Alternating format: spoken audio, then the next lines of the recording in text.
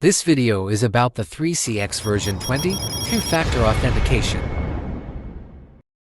But what is two-factor authentication? Two-factor authentication is a security measure that requires two different methods of identification, for example, username and password, as well as a change code generated by a mobile application.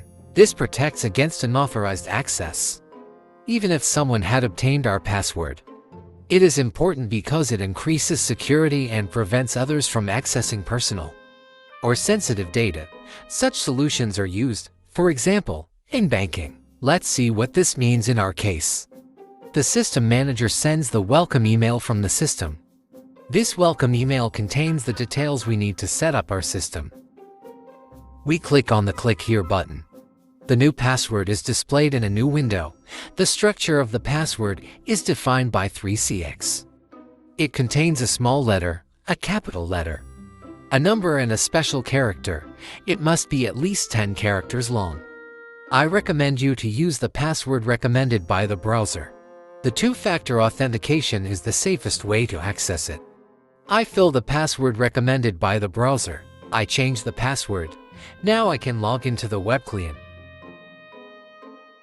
You can find it at your account details at the first point in the welcome email.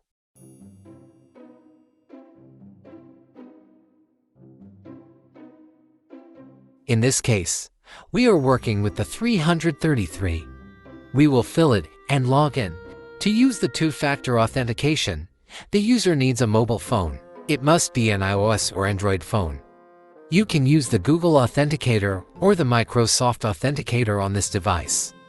You also need your own email address. You can download the Google Authenticator from the Play Store. We open the Play Store and type in the Google Authenticator. You need a Google account to log into the Google Authenticator. In the case of Microsoft, it is the same with Microsoft account.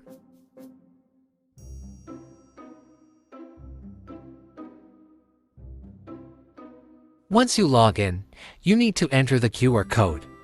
You will see the code you need to authenticate. This code changes every 30 seconds. It is worth waiting for the new code. When you receive the new code, you need to enter it in the security code section.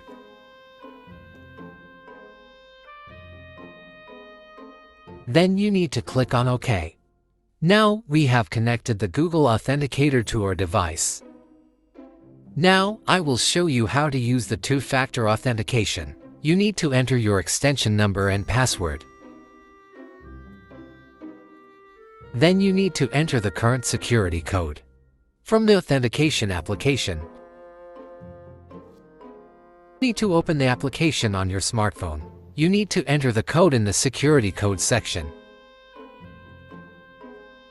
Once you have entered the code, you can log in. If you do not want to use the two-factor authentication, you can still turn it off. You can ask the system manager or the system operator for this. If you do not use the two-factor authentication, the system will not ask for the two-factor authentication changing code. In this case, your authentication is only your extension number and your password. How you can turn this off? On the General tab, you will find the two-factor authentication. We turned it off.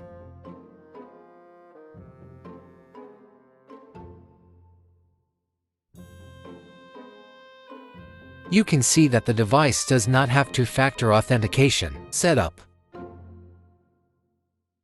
How it works? Let's look at this. We go to the login site. The browser has agreed to our extension number and password. Enter. And now it did not ask for this changing code. If you like the video, please subscribe to the channel. We will be back with more useful 3CX videos. Thank you for your attention.